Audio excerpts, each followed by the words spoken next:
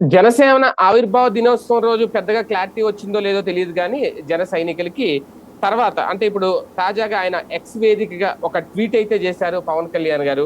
ఆ ట్వీట్ లో చేసిన వ్యాఖ్యలు ఒక రకంగా మళ్ళీ కన్ఫ్యూజ్ క్రియేట్ చేసాయా లేదంటే ఒక సంచలనంగా మారాయా అనేది ఆయన చేసిన వ్యాఖ్యలు ఏంటి అంటే ఒక బలమైన పార్టీగా ప్రజల గొంతుకుగా మనం మారదాం అంటే భవిష్యత్ కార్యాచరణ ఏంటి అనే దానికి సంబంధించి సామాన్యుల గొంతుకుగా మారదాం, రాష్ట్ర ప్రయోజనాలు జాతీయ ఐక్యత లక్ష్యంగా మరింత బాధ్యతతో పనిచేసే దిశగా అడుగులు వేద్దామంటూ జన సైనికులకి ఒక పిలుపునిచ్చారు జనసేన అధినేత పవన్ కళ్యాణ్. ఇక్కడే అంటే ఇంకా ప్రజల గొంతుకుగానో ప్రజల స్వరంగానో వెళ్ళడమే తప్ప అధికారంలోకి ఎప్పుడు వస్తాం, జనసేన పార్టీ అసలు లక్ష్యం ఏంటి, అసలు దశ దిశ ఏంటి అనే దానికి సంబంధించి ఎందుకు మాట్లాడట్లేదు? ఇంకా పార్టీ బలహీనంగా ఉందనే పవన్ కళ్యాణ్ గారు అనుకుంటున్నారా? ఇంకా పార్టీని మరింత బలంగా నిర్మిస్తాం, మరింత అనే పదం కూడా వాడలేదు, ఇంకా బలంగా నిర్మిస్తాం, పార్టీని నిర్మాణం చేపడతాం అని చెప్పడం వెనక అసలు ఆంతర్యం ఏంటి? ఇప్పుడు సంస్థాగత నిర్మాణం వైపు ఏమైనా దృష్టి పెట్టారు అని అనుకోవాలా? ఇది అంశం మీద చర్చించే ప్రయత్నం చేద్దాం.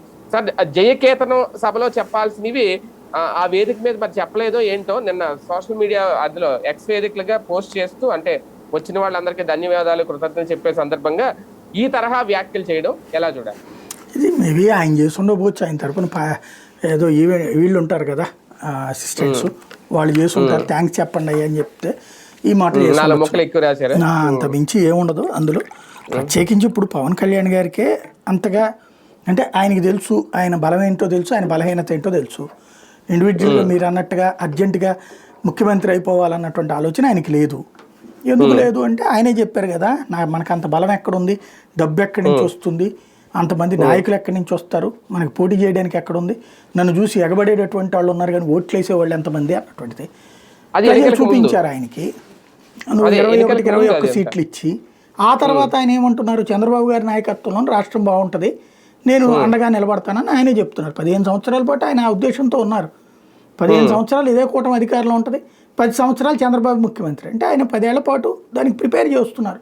10 ఏళ్ల పాటు చంద్రబాబు ముఖ్యమంత్రిగా కూటమి ఉండాలి, ఇంకో 2 సార్లు గెలవాలి, అప్పుడు జగన్మోహన్ రెడ్డి పడిపోవాలి, అప్పుడు ఈయన కూటమిలో అడుగుతారు 10 ఏళ్ల తర్వాత, అయ్యా నాకు సీఎం ఇవ్వండి, మీకు 10 ఏళ్ళ నుంచి 15 ఏళ్ళ నుంచి ఇస్తున్నాను కదా, 15 ఏళ్ళ నుంచి 2014 నుంచి లెక్కేస్తే మొత్తం మీకు 40 దాకా ఇస్తానే వచ్చాను కదా, నాకు ఒక అవకాశం ఇవ్వండి అంటారు. లోకేష్ని అడుగుతారు. అప్పుడు అడిగితే ఆయన కుదరదండి అన్నారు అనుకోండి, అప్పుడు అదిగో జగన్ పని కూడా అయిపోయింది కాబట్టి నేను మీకు వ్యతిరేకంగా వెళ్తున్నానని అప్పుడు జనంలోకి వస్తారనమాట.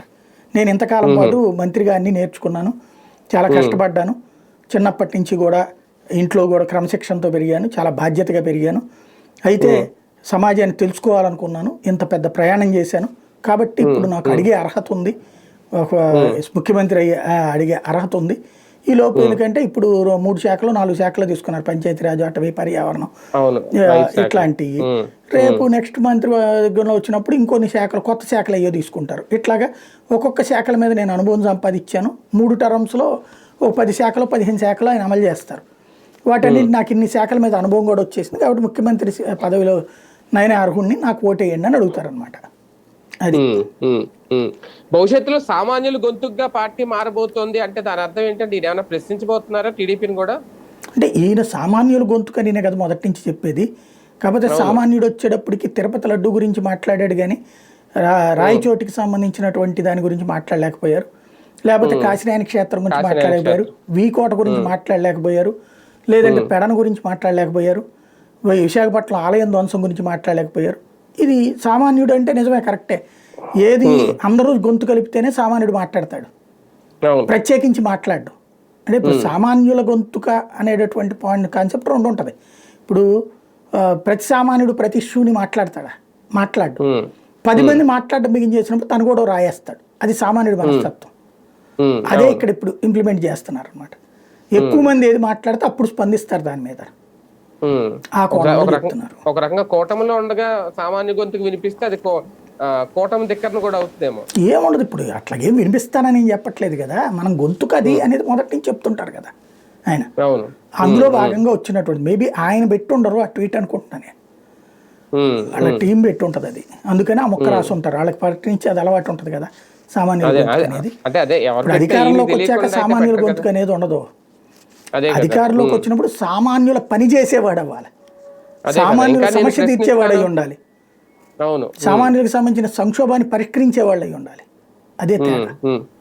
ఒక రకంగా జన సైనికులు ఏమన్నా ఇంకా ప్రిపేర్ చేస్తున్నారా, మనం ఇలాగే ఉందాం, మనకు అధికారం వద్దు, మనం ఇలాగే ప్రశ్నిస్తాం, మనం ప్రజల తరపునే ఉందాం అని ఏమన్నా ప్రిపేర్ చేస్తున్నారా? రెండు కోణాలు కనబడతాయండి. ఒకటి, పవన్ కళ్యాణ్ వ్యూహంలో నాకు కనబడేది 10-15 ఏళ్ళు వెయిటింగు అనేటటువంటి మాట వెనకాల ఒక వ్యూహం ఉండుండొచ్చు. అదేంటి అంటే, అలా మాట్లాడుతా ఎప్పుడో ఉన్నట్టుండి బర్స్ట్ అయితే, నేను పార్టీకి చెప్పాను, మొదటి నుంచి చెప్తూ వచ్చే, నేను 15 ఏళ్ల పాటు పార్టీని కాపాడతానని, ప్రభుత్వాన్ని నడిపిస్తానని, తోడుంటానని, కానీ వాళ్ళు నన్ను దూషించారో ద్వేషించారో, లేకపోతే ప్రభుత్వం నేను అనుకున్నట్టు పని చేయట్లేదు కాబట్టి నేను ఎదిరించాను, వ్యతిరేకిస్తున్నాను అని చెప్పేసి గబక్కన అడ్డం తిరగచ్చు. అప్పుడు ఈ మాట పనికి వస్తుంది కదా. 15 ఏళ్ళు నేను 100 సార్లు చెప్పాను, నా పార్టీ వాళ్ళే నన్ను విమర్శించారు, మా కార్యకర్తలే నన్ను తప్పట్టారు, నా అభిమానులే తప్పట్టారు, నా కులం వాళ్ళే వేధించి వద్దన్నారు, అయినా సరే నేను మాత్రం ఈ చంద్రబాబు గారిని 15 ఏళ్ల పాటు చూడాలనుకున్నాను, తెలుగుదేశం కూటమి అధికారంలో ఉండాలనుకున్నాను, కానీ నన్నే అవహేళన చేస్తుంటే, నా వాళ్ళని అవహేళన చేస్తుంటే, లేకపోతే నాకే అధికారం సక్రమంగా చేయనీయకుండా ఉంటే, ఇక్కడే డబుల్ గేమ్లు ఆడుతూ ఉంటే, అందుమూలంగా నేను బయటకు వచ్చానని చెప్పుకోవచ్చు రేపొద్దున ఒకవేళ ఎదురు తిరగాలంటే. అప్పుడు మీ అందరికీ తెలుసు, తటస్థులు ఆలోచించండి అని చెప్పి అడ్డం తిరగచ్చు ఆయన. ఆ కోణంలో ఒక అడ్వాంటేజ్ ఉంటుంది ఆయనకి ఈ పాయింట్. రెండవది, నిజంగానే ఆయన కింగ్ కాకుండా కింగ్ మేకర్గానే ఉండాలని కోరుకోవచ్చు. ఫస్ట్ ఒకటి ఆయనకి తెలుసు, ఇవాళకి వాళ్ళ ఇండివిజువల్గా పోటీ చేస్తే ఓ 15-20 వస్తాయి, మ్యాక్సిమం 30 దాకా కొట్టచ్చు ఇండివిజువల్గా పోటీ చేస్తే. కానీ ఇప్పుడు ప్రభుత్వంలో కూటమిలో ఉన్నాక ఇండివిజువల్గా పోటీ చేస్తే సీట్లు తగ్గుతాయి అని రావు. ఎందుకంటే ప్రభుత్వ వ్యతిరేకత కూడా వీళ్ళకి వస్తుంది కదా, సహజంగా తగులుతుంది కదా. ఇండివిజువల్గా ప్రభుత్వాన్ని ఏర్పాటు చేయగలిగిన సామర్థ్యం ఆయనకి సొంతగా ఉందనుకుంటే అసలు ఆగేవాడే కాదు ఆయన. అది లేదని ఆయనకి తెలుసు కాబట్టినే ఇప్పుడు తెలుగుదేశం వాళ్ళతో ఆయన ఎందుకు అంత జాగ్రత్తగా ఉంటున్నాడు. వితౌట్ తెలుగుదేశం ఆయన 0 అయ్యింది. అప్పుడు ఆయనే 2 చోట్ల ఓడిపోయారు. ఒకే ఒక్క ఎమ్మెల్యే సీటు, అది కూడా రాపాక అక్కడ ఇండివిజువల్గా చేసుకున్నటువంటి ఎఫర్ట్ పనిచేసి పెట్టి, అదే తెలుగుదేశంతో కలిస్తే 21కి 21 వచ్చినాయి, తెలుగుదేశానికి రాలే మళ్ళీ అట్లాగా. ఇందులో ఈయన ఇన్ఫ్లుయెన్స్ తెలుగుదేశానికి ఉపయోగపడింది, కానీ తెలుగుదేశం ఇన్ఫ్లుయెన్స్ ఈయనకు ఉపయోగపడింది అంటే ఆ సీట్లు తక్కువ తీసుకోవడం వల్ల ఉపయోగపడింది. అది వరకు ఓకే. తెలుగుదేశాన్ని కాదని ఈయన రోడ్డు మీదకి వస్తే ఈయన కెపాసిటీ తక్కువ అన్నది ఆయనకి తెలుసు. ఎందుకంటే వైసీపీతో జట్టు కట్టలేడు ఆయన, ఉన్న ఆప్షన్ ఒక్కటే తెలుగుదేశమే. కాబట్టి తెలుగుదేశంతో శత్రుత్వం పెట్టుకుని మళ్ళీ నోటికొచ్చిన ముద్ద వదులుకోవడానికి ఆయన ఏం సిద్ధంగా లేరు. ఆయనతో పాటు ఆయన ఎమ్మెల్యేలు ఎవరు కూడా సిద్ధంగా లేరు. అధికారంలోకి రావాలంటే ఉన్న బలం సరిపోదు అని ఏమన్నా బలంగా నమ్ముతున్నారా పవన్ కళ్యాణ్? అది మొదటి నుంచి చెప్తానే వచ్చారు కదా, ఎన్నికల ముందే చెప్పారు కదా నా బలం చాలదని, అందుకే కూటమిలో భాగస్వామ్యం అని చెప్పారు కదా. నాకు ఎంత బలం ఉందో అంతే సీట్లు తీసుకుంటానన్నారు. ఫైనల్గా ఆయన బలం గురించి చెప్పింది ఏంటి, నాకు 40 దాకా అవకాశం ఉంది, కానీ నేను 21 తీసుకుని త్యాగం చేస్తున్నాను అని చెప్పారు. కాబట్టి ఆయన బలం ఆయనే చెప్పారు, 40 స్థాయి అయింది. ఆయన లెక్కేసుకుంటుంది ఏంటంటే, గోదావరి జిల్లాలో నా ఇన్ఫ్లుయెన్స్డు, కృష్ణా గుంటూరు జిల్లాలో కొన్ని నియోజకవర్గాలు నా ఇన్ఫ్లుయెన్స్డు, విశాఖ జిల్లాలో అంటే ఓ రకంగా సరిగ్గా చెప్పాలంటే ఆయన అంచనా కాపు సామాజిక వర్గం బలంగా ఉన్నటువంటి చోట్ల నేను బలమైన నాయకుడిని, మిగతా సామాజిక వర్గాలు ఉన్నటువంటి చోట్ల తెలుగుదేశంతో కలిస్తేనే అవకాశం ఉంటుంది అని గ్రహించి మొన్న పొత్తు పెట్టుకున్నారు. ఇప్పుడు ఆయన చెప్తున్న దాని ప్రకారం, మీరు చెప్పినటువంటి ఆ పాయింట్ ప్రకారం, ఇప్పుడు ఏమన్నా పార్టీని ఆయా నియోజకవర్గాల్లో, మిగతా నియోజకవర్గాలు బలోపేతం చేసుకోవచ్చాము. ఎందుకంటే ఎస్సీ ఎస్టీ సెగ్మెంట్స్లో కూడా గెలిచారు వీళ్ళు, ఇతర కులాలు అధికంగా ఉన్న చోట్ల కూడా గెలిచారు. లైక్ కందులు దుర్గేష్ గెలిచింది కమ్మ సామాజిక వర్గం బలం ఉన్న ప్లేస్లోనే కదా, నిడదవోలు ఏదో గెలిచున్నారు కదా, అట్లాంటి చోట్ల కూడా గెలిచారు కదా. కాబట్టి అట్లాంటి ఆ బలం ఉన్న చోట్ల కూడా తన ఎమ్మెల్యేలని జాగ్రత్తగా పనిచేయమంటున్నారు, నిజాయితీగా చిత్తశుద్ధులు. ఇలా చేసుకుంటూ వెళ్తే క్రమంగా బలం పెరిగి శక్తివంతమైన నాయకత్వం రావడానికి కొంత టైం పడుతుంది. ఈ లోపుగా ఒక జెన్యూన్ లీడర్గా, ఒక సనాతన ధర్మ పరిరక్షకుడుగా, దక్షిణాది మొత్తానికి పెద్ద నాయకుడిగా ప్రజల్లోకి వెళ్ళాలి అన్నది ఆయన ఆలోచన. కానీ ఒకటి సార్, మొన్న గెలిచిన గెలుపు అబ్జర్వ్ చేస్తే వీళ్ళు వేసుకున్న అంచనాలు, జనసేన వేసుకున్న అంచనాలు ఎక్కడైతే గెలుస్తారనుకున్నారో అక్కడ గెలిచారు. ఇప్పుడు రాజోలు అనేది ఎంతకు ముందు గెలిచారు అంటే అక్కడ జనసేన బలం ఉంది. మళ్ళీ అదే రాజోల్లో మళ్ళీ జనసేన గెలిచిందంటే వాళ్ళ బలం ఉంది కాబట్టి వరుసగా మళ్ళీ గెలిచారు. అలాగే పిఠాపురం కానీ నెల్లిమర్ల కానీ ఇలా వీళ్ళ అంచనాలు వేసుకున్న చోట అంతా గెలిచారు. కానీ ఇంకా బలం తెలియట్లేదు. అప్పుడు అన్నది ఏంటి, మనకు 30% మన బలం ఉంటే మనం గట్టిగా అడగడానికి ఉంటుంది ఏదైనా రేపొద్దున్న అనేది అప్పుడు అన్నమాట. ఇప్పుడు ఆల్రెడీ ఆ 30% ఆల్రెడీ రీచ్ అయిపోయారు. కానీ దాని గురించి ఇప్పుడు మాట్లాడట్లేదు. ఇంకో విషయం కూడా, మొన్న ఆవిర్భావ దినోత్సవంలో ఎక్కడా కూడా ఆయన 15 ఏళ్ళు అనే పదం కానీ మనం కలిసి వెళ్ళాలనే పదం కానీ ఎక్కడ వాడలేదు ఆ రోజు కూడా. అంటే క్రమక్రమంగా ఏమైనా మారుతున్నాయా ఆలోచనలు పవన్ కళ్యాణ్ గారు? ఎక్కువ ఎక్స్పెక్ట్ చేయకూడదు. అక్కడ 30% వస్తే మరి ఎవరు ఓట్లు పోయినట్టు? జగన్ గారు 40% ఓట్లు ఉన్నాయి. అవి ఇప్పుడు పోయేదేం కాదు కదా కొత్తగా. ఇంకా అధికార పక్షం నుంచి ప్రతిపక్షానికి పోతాయి కానీ ప్రతిపక్షం నుంచి అధికార పక్షానికి రావు కదా. మరి వీళ్ళకి 30 ఎక్కడి నుంచి వచ్చినాయి? వీళ్ళకి అంత లేదు కదా. తెలుగుదేశానికి 40 ఉంది, వైసీపీకి 40 ఉంది. వాస్ట్ సిచ్యుయేషన్లో వచ్చిన ఓట్లు 80 ఇక్కడే ఉన్నాయి. ఇంక 20లో కమ్యూనిస్టులకు 2%, మొత్తం కలిపి కమ్యూనిస్టులు కాంగ్రెస్ మొత్తం కలిపితే ఒక 5% తీసుకున్నారు కదా. అది పోను మిగతా 15%. అందులో భారతీయ జనతా పార్టీ తీసేయండి, మళ్ళీ అదొక 6% వేసుకోవాలి కదా. పోనీ 5% వేయండి అంటే అప్పుడు 10% కదా వీళ్ళ బలం లెక్క. 10%తో ఉండి 30% అని లెక్కేసుకుంటే ఎట్ట కుదురుద్ది? కుదరదు కదా. ఇంకోటి, ఎవరి నుంచి రావాలి ఇప్పుడు? తెలుగుదేశం వాళ్ళు వచ్చి జనసేనకు మద్దతు వెళ్తారా? వైసీపీ నుంచి రావాలి. బీజేపీ వాళ్ళు వచ్చి జనసేనకు మద్దతు వెళ్తారా? వైసీపీ వాళ్ళు ఇప్పుడు ఇంకెందుకు వెళ్తారు? వెళ్ళిపోయిన వాళ్ళు వెళ్ళిపోయారు కదా. వైసీపీ ఓట్ బ్యాంక్ కూడా వైసీపీ కొన్న 40% బ్రేక్ చేయగలగాలి. అది ఎట్లా సాధ్యమవుతుంది? వరస్ట్ సిచ్యుయేషన్లో 40% వచ్చినప్పుడు. కాబట్టి తన ఇండివిజువల్ ఇమేజ్ని డెవలప్ చేసుకోవాలి. అక్కడ డిప్యూటీ సీఎంగా ఉన్నప్పుడు వర్కౌట్ కాదు అది. ప్రతిపక్షంలో ఉన్నప్పుడు నీ మాటకి చెల్లుబాటు ఉంటుంది. అధికార పక్షంలో ఉన్నప్పుడు నువ్వు జవాబుదారీ అవుతావు. ఇవాళ ప్రభుత్వం చేసే మంచికి వాళ్ళే జవాబుదారీ, చెడుకి వాళ్ళే జవాబుదారీ. ప్రజల ఎక్స్పెక్టేషన్స్ విపరీతంగా పెంచారు వీళ్ళు ఎలక్షన్స్ ముందు. తీరా చూస్తే ఆచరణలో అందులో 10వ వంతు కూడా జరగట్లా. లైక్ సంక్షేమ పథకాల విషయంలో చూస్తే అప్పుడు ప్రజలకు ఏమని చెప్తాడు? వాలంటీర్లని మోసం చేయడమే కదా. సచివాలయ ఉద్యోగులు మోసపోయారు కదా. ప్రభుత్వ ఉద్యోగులు ఇంతకుముందు ఇంటర్మ్ రిలీఫ్ కంటే ఎక్కువ వస్తుంది అనుకున్నారు, వాళ్ళకి సంబంధించిన బెనిఫిట్స్ అన్నీ వచ్చేస్తాయి అనుకున్నారు, మోసపోయారు కదా. సిపిఎస్ జగన్మోహన్ రెడ్డి వారంలో రద్దు చేస్తాడు, ఎందుకు చేయలేదు అని నిలదీశారు. ఈయన ఏం చెప్పారు? సిపిఎస్ది నేను కూర్చోబెట్టి మాట్లాడి పరిష్కరిస్తాన్నారు. ఏమైనా చేశారా? 10 నెలలు అయిపోయింది కదా, కనీసం ఆ ప్రయత్నం ఏమైనా చేస్తున్నారా? అసలు ఉద్యోగ సంఘాలు పట్టించుకున్నాడు ఎవడన్నా ఉన్నాడా? కాబట్టి ఇవన్నీ కల ఇదివరకు మాటలు బాగుంటాయి. అప్పుడు నేను వస్తే చేస్తా అంటాం, వచ్చి ఇప్పుడు ఏం చేస్తున్నారని కనబడుతుంది కదా. మహిళల మీద అత్యాచారాలు ఉండవు, హత్యలు ఉండవు, రాష్ట్రం అంతా కంట్రోల్లో ఉంటుంది, మద్యంకి సంబంధించిన కుంభకోణాలు ఉండవు. ఇప్పుడు ఏం జరుగుతుంది?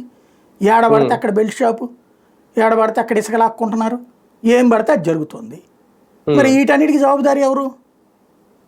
ఇదివరకు తప్పని ప్రస్తావిస్తే దానికి ఇంకో 2 రెట్లు ఎక్కువ జరుగుతుంది కదా.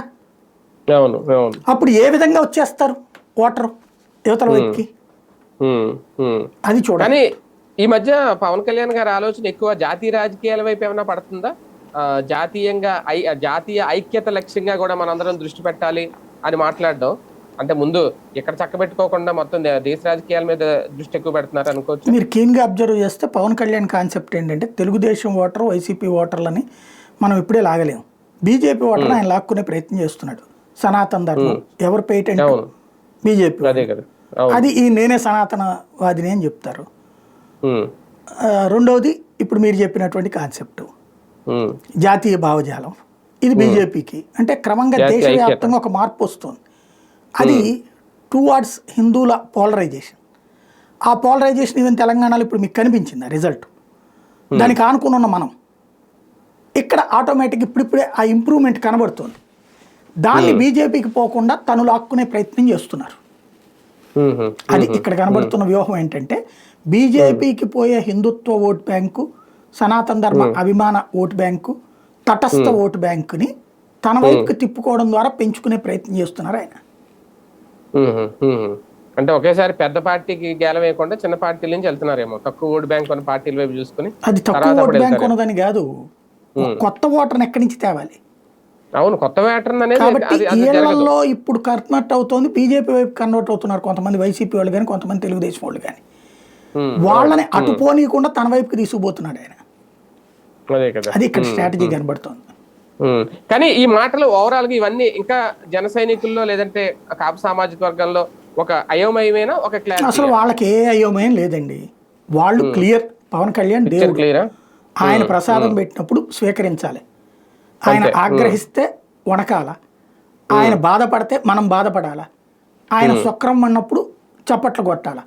రాష్ట్రం బాగుందని ఆయన చెప్తే అవునని మనం కూడా వెళ్ళి అందరికీ చెప్పాలి రాష్ట్రం బాగుంది. రాష్ట్రం నాశనమైందని ఆయన చెప్తే అందరికి మనం కూడా వెళ్ళి చెప్పాలి. ఇందులో వాళ్ళకి ఇంకా కాన్సెప్ట్ ఏం లేదు. పవన్ కళ్యాణ్ ఏం చెప్తే అది రైట్ అని నమ్ముతారు, కానీ అయోమయం అన్న ప్రసక్తే ఉండదు. అది పవన్ కళ్యాణ్ సాధించిన గొప్ప విశేషం. అంతే, ఒక బలమైనటువంటి శక్తిని సాధించారు ఆయన. అంతే అంతే, రైట్ రైట్. చూద్దాం మొత్తానికి ఈ ట్వీట్ వెనక అసలు ఆంతర్యం ఏంటి. ఓకే, ధన్యవాదాలు చెప్పడంలో తప్పేం లేదు. అదే నేపథ్యంలో పార్టీని ఇంకా బలంగా ముందుకు తీసుకెళ్తామన్నారు.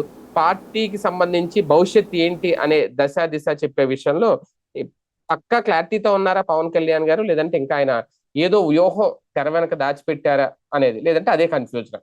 వేచి చూడాలి భవిష్యత్తులో.